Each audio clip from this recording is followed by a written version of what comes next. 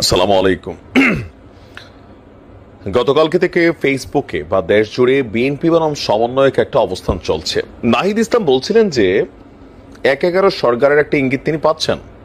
Even এই সরকার পতনের পরও এখানে একটা সামরিক শাসনের ওয়ান কাইন্ড অফ পরিকল্পনা কারো ছিল, বাট ছাত্ররা সেটাকে মেনে নেয় নাই, যার কারণে ডক্টর মোহাম্মদ ইউনূসকে ক্ষমতায় বসানো হয়েছে। তো ওই দিন মানে সরকার গঠনের আগেও বিএনপির কিছু বক্তব্য তিনি দিয়েছেন যে কিভাবে বিভিন্ন জায়গায় দলীয়করণ তারা করার চেষ্টা করেছে বা অনেক জায়গায় হয়তো করেছে, পরবর্তী সময় সেখানে পরিবর্তন আমরা দেখেছি।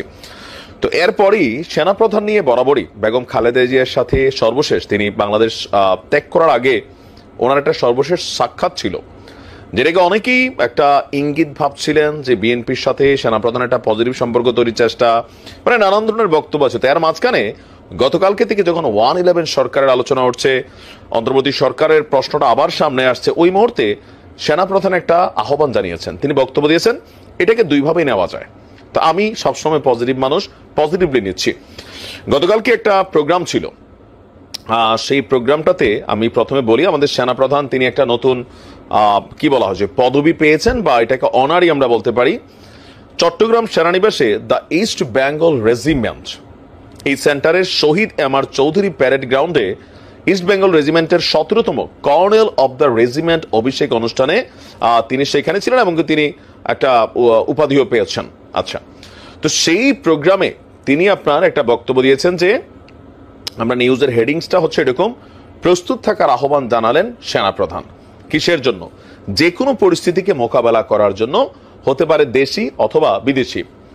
বলছেন দেশের স্বার্থে যে কোনো ত্যাগ স্বীকার করতে প্রস্তুত থাকতে হবে সেনাবাহিনীর সব সদস্যদেরকে।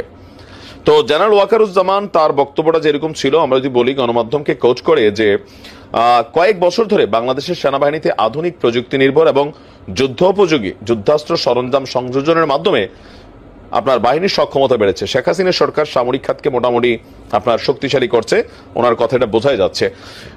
সেনাপ্রধান বলছে সেনাবাহিনীর সক্ষমতা আরো বাড়াতে ইঞ্জিনিয়ার্স ডিফেন্স ইন্ডাস্ট্রির কাজ চলমান।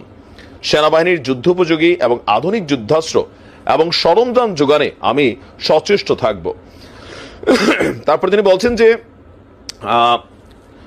প্রত্যেক সদস্য তাদের উপর অর্পিত দায়িত্ব সর্বোচ্চ পেশাদারিত্বের সঙ্গে পালন করবেন এবং প্রয়োজনে জীবন উৎসর্গ করতেও দ্বিধা করবেন না। তো এখানে নানান বক্তব্য তিনি দিয়েছেন, দেশে বিদেশে আমাদের সেনা অফিসারদের অর্জন বা সর্বশেষ সরকার পরিস্থিতির সময়ও সেনাবাহিনীর যে বিশেষ ভূমিকা, সবগুলো এখানে আলোচনায় ছিল। তো তিনি আসলে আমার ধারণা যে একজন সেনা প্রধান হিসাবে তিনি তার অফিসার্সদের, তার সোলজার্সদের মনোবল বাড়ানোর জন্য, ইভেন যে কোনো মুহূর্তে যুদ্ধ পরিস্থিতি বাংলাদেশও হইতে পারে, দেশে বিদেশে যে কোনো কিছু ঘটতে পারে, যেমনটা আমরা গত 5ই আগস্ট দেখছি, আর আগের সময়টা দেখছি। So anything could be happen. আর এখন যে অবস্থানটা আছে, একটা চাপা উত্তেজনা চলছে, আমরা তো বাহির থেকে অনেক কিছু দেখছি না, ভেতরে ভেতরে তো অনেক কিছু চলছে। সো এই উত্তেজনায় যে কোনো পরিস্থিতিতে আবারও মাঠকে কন্ট্রোল রাখতে হলে এটা সেনাবাহিনীর দ্বারাই সম্ভব, অন্যদের দ্বারা সম্ভব না, এটা হচ্ছে প্র্যাকটিক্যাল। সো যদি দেশে আবারও কোনো জরুরি পরিস্থিতি তৈরি হয়, তাহলে কিন্তু এই দায়িত্বটা সেনাবাহিনীকে নিতে হবে। দেশে আসলে কি ঘটছে? বিএনপি ভাবছে যে এই সরকার তলে তলে একটা কিংস পার্টি তৈরি করছে। তো বিএনপির ভাবনাকে অনেকে জায়েজ মনে করছেন এই কারণেই যে বৈষম্য বিরোধী আন্দোলন এবং জাতীয় নাগরিক কমিটি মিলা ফেব্রুয়ারিতে রাজনৈতিক দল আনবে। তো এই দুইটা দল কারা? এই দুইটা দলই হচ্ছে আমাদের এই ডক্টর মোহাম্মদ ইউনূস সরকারের নিয়োগদাতা, বা ডক্টর মোহাম্মদ ইউনূস তরুণদের উপর নির্ভর করেন। তিনি আন্তর্জাতিক ফোরামেও বলছেন যে আমি তরুণদের বলছি যে তোমরা পুরনোদের ফলো করো না, আমরা অনেক কিছু করতে পারি নাই, তোমরা নতুনের মতো না আগাও। আবার মেজর ডালিম বলতেছে তোমরা আগায় যাও, আমি আছি, বিপ্লবকে আরো করতে হবে। আমরা স্পষ্ট যেটা দেখতে পাচ্ছি, আওয়ামী লীগ শূন্য মাঠে বিএনপি বনাম সমন্বয়ক বা বৈষম্য বিরোধী বলেন, জাতীয় নাগরিক কমিটি বলেন, একটা আভ্যন্তরীণ দ্বন্দ্বের প্রকাশ। সো এই দুইটা শক্তি যদি সংঘর্ষে লাগে, একটা অস্থিতিশীল পরিবেশ তৈরি হবে, রক্তক্ষয়ী সংঘর্ষ হবে, তখন সেনাবাহিনীকে আবারও হয়তো মাঠে ওইভাবেই নামতে হবে। তো সবকিছু মিলিয়ে সেনাবাহিনীকে প্রস্তুত থাকতে হবে, সেটাই বাস্তব। তো দেখা যাক কি হয়। ভালো থাকুন।